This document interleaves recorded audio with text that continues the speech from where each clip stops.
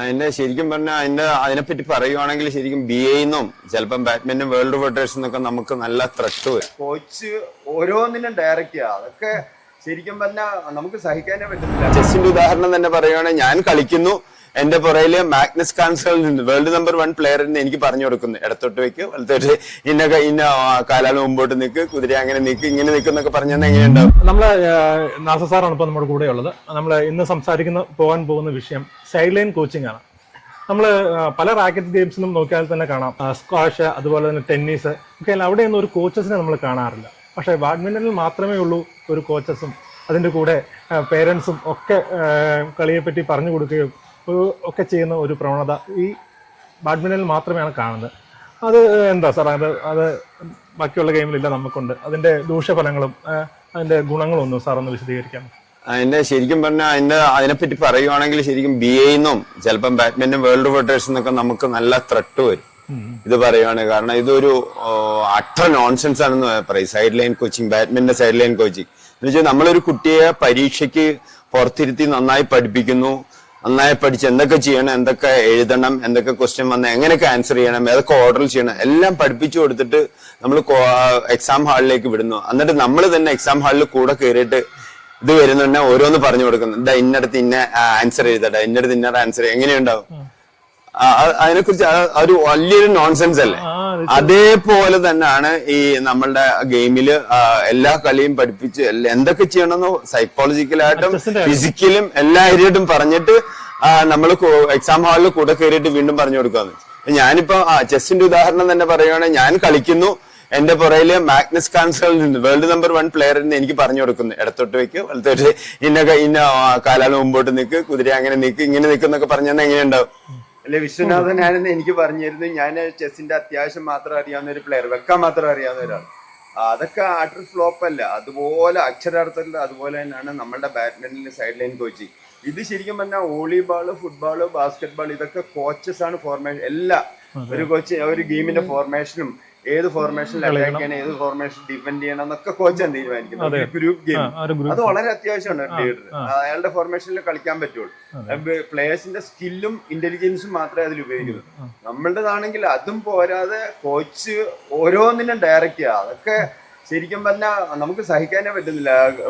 ഉദാഹരണത്തിന് tennis racket ഗെയിമിൽ ഏറ്റവും പോപ്പുലർ ആയിട്ടുള്ള ഗെയിം ടെന്നീസാണ്. ടെന്നീസിൽ ഞാൻ ഓർക്കുന്നുണ്ട് സെറീന വില്യംസും ഒസാക്കയും തമ്മിലുള്ള കളി, ജപ്പാന്റെ തമ്മിലുള്ള വിബിൾഡൺ ഫൈനലിൽ കളിക്കുവാണെന്ന് തോന്നുന്നു. വിബിൾഡൺ ഫൈനലിൽ ഇവര് തമ്മിലുള്ള കളിക്ക് സെറീന കുറച്ച് ഡൗൺ ആയിരുന്നു. സെറീന എന്ന് വെച്ചാൽ അമേരിക്കയുടെ ഫുള്ള് സപ്പോർട്ട് കൂടി കളിക്കുന്ന പ്ലെയറാണ്, അമേരിക്കക്കാരിയാണ്. അവിടെ ഫുള്ള് ഇംഗ്ലണ്ടിലല്ലേ നടക്കുന്ന പരിപാടി, ഫുള്ള് സപ്പോർട്ട്. സെറീനയുടെ ഭയങ്കര അത്ര 18ാമത്തെ മറ്റേ കിരീടം എന്ന് പറഞ്ഞിട്ട് ഭയങ്കര അപ്പോഴാണ് ഒസാക്ക വന്നിട്ട് ഇവിടെ തോപ്പിക്കുന്ന സ്റ്റേജിലാവുന്നു. ഇവള് ആകെ നെർവസ് ആവുന്നു. ഇവള് ഗാലറിയിൽ ആദ്യം കോച്ചിനെ നോക്കിയതേ ഉള്ളൂ. അപ്പോൾ തന്നെ റെഫറി വിളിച്ചു വാണിംഗ് കൊടുത്തു. രണ്ടാമത് ക്രൂഷ്യൽ ടൈമിൽ മാച്ച് പോയിന്റോ ഗെയിം പോയിന്റോ സമയത്ത് വീണ്ടും ഒന്നുകൂടെ നോക്കി. അപ്പൊ കോച്ച് ഇങ്ങനെ എന്തോ ആംഗ്യം കാണിക്കുന്നുണ്ട്, ഇവളിങ്ങനെ നോക്കുന്നുണ്ട്, അത് മനസ്സിലാക്കുന്നു. രണ്ടാമത് വാണിംഗ് കൊടുത്തു. മൂന്നാമത്തേന് മാച്ച് പോയിന്റ് വന്നപ്പോഴത്തേക്ക് വാണിംഗ് കൊടുത്തപ്പോ പിടിച്ചിട്ട് പോയിന്റ് മറ്റവൾക്ക് കൊടുക്കുകയാണ്. നോക്കിയതിന് മാത്രം. അതാണ് വേണ്ടത്. ശരിക്കും പറഞ്ഞാൽ പുറത്തുനിന്നുള്ള ഒരു പ്ലെയറിനെ എല്ലാം പഠിപ്പിച്ച് കോർട്ടിലേക്ക് വിട്ടിട്ട് പിന്നെ സൈഡിലിരുന്ന് പറഞ്ഞു കൊടുക്കുകയെന്ന് വെച്ചാൽ അത് ബാഡ്മിന്റൺ വേൾഡ് ഫെഡറേഷൻ ചെയ്ത മണ്ടത്തിനൊന്നും പറയത്തില്ല. പിന്നെ നമുക്കെതിരെ എന്തെങ്കിലും നടപടിയൊക്കെ ഉണ്ട്. കാരണം അത് പാടില്ല. ഗ്രൂപ്പ് ഗെയിമിനാണ് കോച്ചിന്റെ കളി കോർട്ടിനകത്ത് വരുന്നത്. നമുക്കൊരു സജഷൻ ആയിട്ട് പറയാം. വ്യക്തിഗത ഗെയിമിന് നമുക്ക് ഒരു സജഷൻ, വ്യക്തിഗത ഗെയിമിന് ഒരിക്കലും പാടില്ല. അക്ഷരാർത്ഥത്തിൽ പരീക്ഷയ്ക്ക് എല്ലാം പഠിപ്പിച്ചിട്ട് എക്സാം ഹാളിൽ പഠിപ്പിക്കുന്ന അധ്യാപകൻ കൂടെ കയറി എന്ന് പറഞ്ഞു കൊടുക്കുന്നതിനകത്ത് വല്ല അർത്ഥമുണ്ടോ? ഒരു പ്ലെയറിന്റെ ഐഡിയ ആണ് ഏത് സമയത്ത് എവിടെ പ്ലേസ് ചെയ്താൽ ഒരു കുട്ടിക്ക് ഒരു പോയിന്റ് കിട്ടും, ഒപ്പോണന്റിനെ ഏറ്റവും അധികം ബുദ്ധിമുട്ടിച്ച് പോയിന്റ് എടുക്കാൻ പറ്റും. അത് അയാളുടെ ഐഡിയ ആണ്. അയാളുടെ ബാഡ്മിന്റൺ ബ്രെയിനിൽ കയറി അതിന്റെ ഇടയ്ക്ക് ഒരു കോച്ച് കളിക്കരുത്, പേരൻസ് കളിക്കരുത്. അത് ആ കളി ഭയങ്കര വിഡ്ഢിത്തരമാണ്, അത്ര നോൺസെൻസ് ആണ്. അങ്ങനെ ഒരിക്കലും ഉണ്ടാവാൻ പാടില്ല. ഈ തീരുമാനങ്ങളൊക്കെ എനിക്ക് തോന്നുന്നു ഒരു 20 വർഷമായിട്ടുള്ള ഇത് വന്നിട്ട്. അതിനു മുമ്പ് പ്രകാശ് പതുക്കോന്റെ ആ സമയത്തൊന്നും സെയ്ദ് മുടിയൊക്കെ കളിക്കുന്ന ആ സമയത്തൊന്നും ഇങ്ങനെ ഒരു പരിപാടിയില്ല. ഞാനിരുന്നിട്ടില്ല ഒരിക്കലും ആ സമയത്തൊന്നും. നമ്മള് ഗാലറിയിൽ ഇരുന്ന് എന്തെങ്കിലുമൊക്കെ പിള്ളേർ നോക്കുകയാണെങ്കിൽ എന്തെങ്കിലും കൈയും കാലും കാണിക്കുന്നതല്ലേ.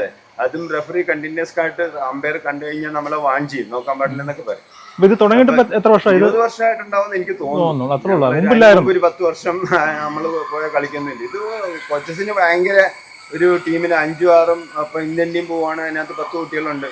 10 കുട്ടികൾ പല കോട്ടിലായിട്ട് മെന്നും വുമണും മാറി മാറി കളിക്കുവാണെങ്കിൽ നമ്മളൊരു ഒറ്റയാളെ പോകും. അപ്പൊ ഒരാള് നമ്മുടെ 2-3 പ്ലേയേഴ്സ് സെമിയില് ക്വാർട്ടറിലൊക്കെ വരുവാണെങ്കിൽ കളിക്കുവാണെങ്കിൽ നമുക്ക് വലിയ ബുദ്ധിമുട്ടാണ്. പിന്നെ സൈഡിലേക്ക് നിന്ന് കോച്ച് ചെയ്യുന്നത് ഒരിക്കലും ശരിയല്ല. നിങ്ങൾക്ക് കളിക്ക് മുമ്പ് ഫുള്ള് പറഞ്ഞു കൊടുക്കാം എങ്ങനെയാണ് ഒപ്പോണന്റ് നല്ല അറ്റാക്കിംഗ് പ്ലെയർ ആണ്, നിങ്ങൾ വെറുതെ എങ്ങനെ അറ്റാക്ക് ചെയ്യുന്ന പ്ലെയറിന് ക്ലിയർ ഓപ്പർച്യൂണിറ്റി കൊടുത്തിട്ട് ഇങ്ങനെ കളിപ്പിക്കരുത്. അല്ലെങ്കിൽ നല്ല ഡിഫൻസീവ് പ്ലെയർ ആണെങ്കിൽ നിങ്ങൾ നല്ല ഷുവറായിട്ട് ഫിനിഷ് ചെയ്യാൻ പറ്റുന്ന ബോൾ അടിക്കാവുള്ളൂ. അല്ലെങ്കിൽ വെറുതെ കിടന്ന് അടിച്ചിട്ട് ബേസ് ലൈനിൽ നിന്നൊന്നും അടിച്ചിട്ട് കാര്യമില്ല. എല്ലാ ഒപ്പോണന്റിന്റെ കളിയൊക്കെ മനസ്സിലാക്കി എല്ലാം പറഞ്ഞു കൊടുക്കുക. പിന്നെ അവിടെ നിന്ന് കളിയുടെ ഇടയ്ക്ക് നമ്മൾ പറഞ്ഞു കൊടുക്കുന്നത് ഒരിക്കലും പാടില്ല. ഈ 11 പോയിന്റ്സ് കഴിയുമ്പോൾ പിന്നെ അതിന്റെ ഇടയ്ക്ക് ഒരു കോച്ചിങ് 10 വർഷം കോച്ച് ചെയ്യുന്ന കോച്ചായിരിക്കും. 10 വർഷമായിട്ട് ഒരു കോച്ചിങ് അതിന്റെ ഇടയ്ക്ക് ഇരുന്ന് 5 മിനിറ്റിന്റെ ഇടയിൽ വീണ്ടും ഒരു കോച്ചിങ്. അതൊന്നും ഒരിക്കലും ഈ വ്യക്തിഗത ഗെയിമിന് ഒരിക്കലും നല്ലൊരു ട്രെൻഡ് അല്ല. അത് ബാഡ്മിന്റൺ വേൾഡ് ഫെഡറേഷനും ബാഡ്മിന്റൺ അസോസിയേഷനും ഇന്ത്യയും സ്റ്റേറ്റ് ബാഡ്മിന്റൺ അസോസിയേഷനും അതൊക്കെ ഇടപെട്ടിട്ട് പതുക്കെ അത് എന്നെ കാലഹരണപ്പെട്ട ഒരു ആവശ്യമില്ലാത്ത പരിപാടിയാണ് സൈഡ് ലൈൻ കോച്ചിങ്. ഇപ്പൊ ഞാൻ പല ടൂർണമെന്റിലും പോകുമ്പോൾ കാണാം ഇതിന്റെ കൂടെ പേരൻസും ഒരു സൈഡിൽ കോച്ച് ഇരിക്കുന്നു, അപ്പുറത്തെ സൈഡിൽ ഇവർ രണ്ടുപേരും തൊട്ടടുത്ത് തന്നെ.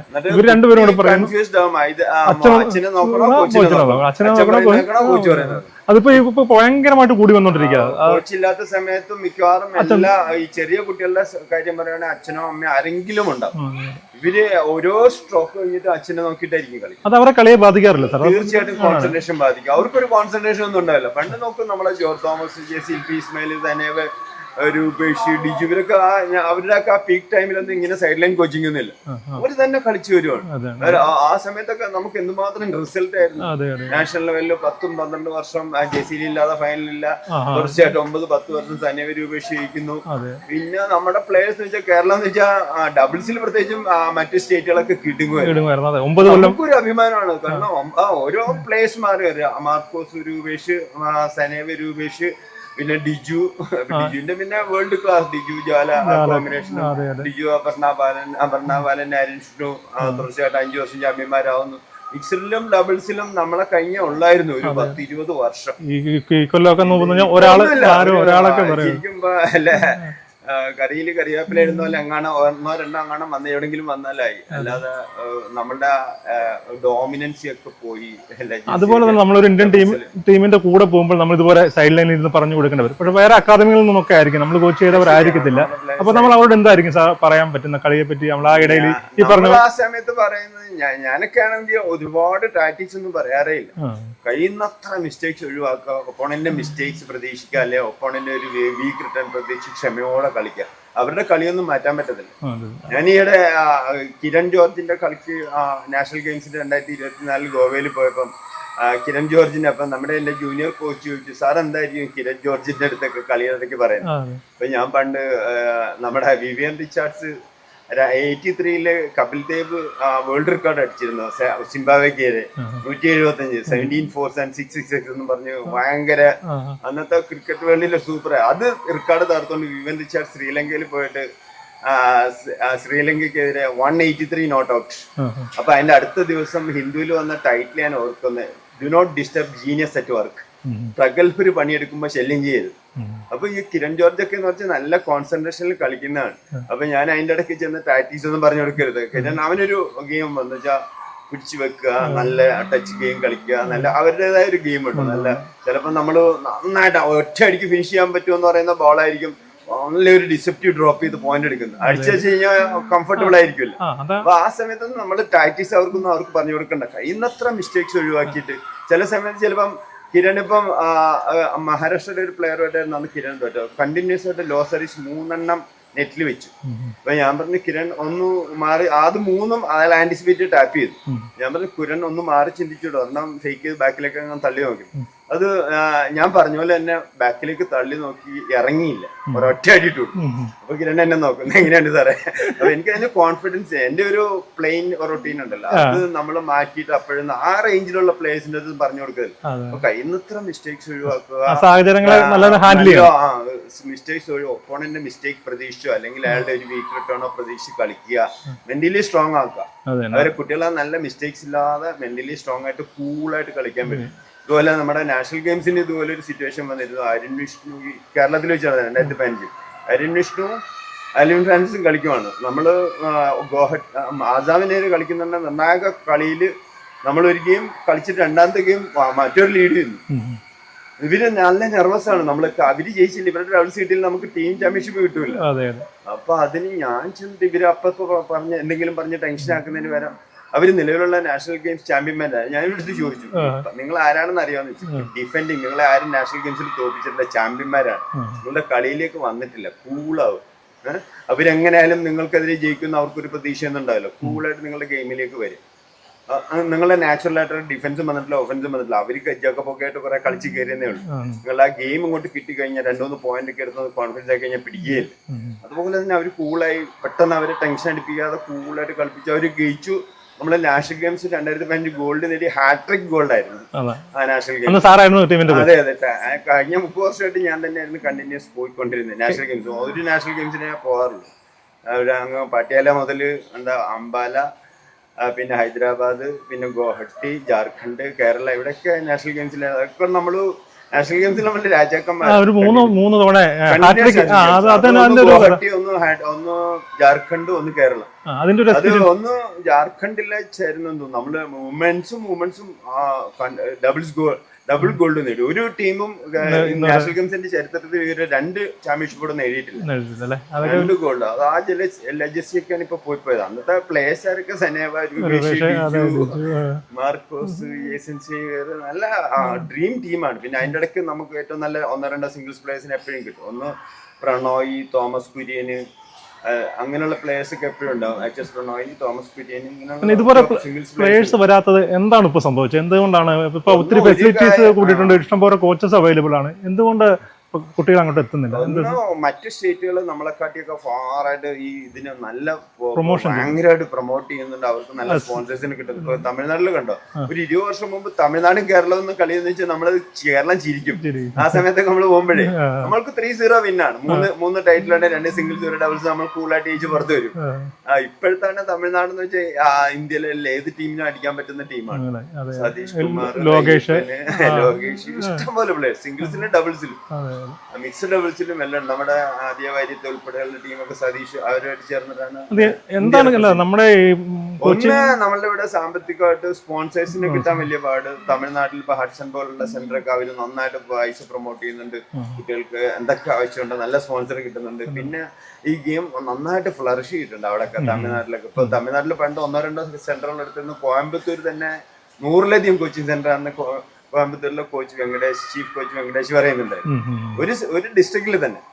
എന്തുമാത്രം കുട്ടികളോട് കളിക്കുന്നുണ്ടാവും. പിന്നെ തമിഴ്നാട് മൊത്തത്തില് മദ്രാസിലാണെങ്കിലും ഈ ശിവകാശിയിലാണെങ്കിലും ഹഡ്സൺ സെന്ററിൽ ഇരിക്കുന്നിടത്താണെങ്കിലും എല്ലായിടും ധാരാളം പിള്ളേര് ബാഡ്മിന്റണിലേക്ക് വരുന്നുണ്ട് മറ്റു സ്പോർട്സിനെ അപേക്ഷിച്ച്.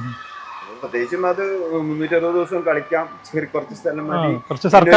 ഇത് ഗെയിം എപ്പോഴും ഒരു എക്സിക്യൂട്ടീവ് സ്റ്റാൻഡേർഡ് കീപ്പ് ചെയ്യുന്നുണ്ട്. ബാഡ്മിന്റൺ പ്ലെയർ ആണെന്ന് പറഞ്ഞിട്ട് അതുപോലെ തന്നെ സർക്കാരും അസോസിയേഷനും ഒക്കെ ഒരു നല്ലൊരു പങ്ക് വഹിക്കണം. ഇവിടെ നമുക്ക് സാമ്പത്തികമായിട്ട് നല്ല പ്രതിസന്ധി ഉണ്ട്. അതിൽ വലിയൊരു കാര്യം തന്നെയാണ്. എല്ലാ അർത്ഥത്തിലും ഷട്ടിലിന്റെ വില കുതിച്ചു വരുന്നുണ്ട്. ആൾമോസ്റ്റ് 1200 രൂപ കിടന്ന AS2 ഒക്കെ വില 2200 ആയിട്ടുണ്ട്. ഓൾമോസ്റ്റ് ഇരട്ടിയായിട്ടുണ്ട്.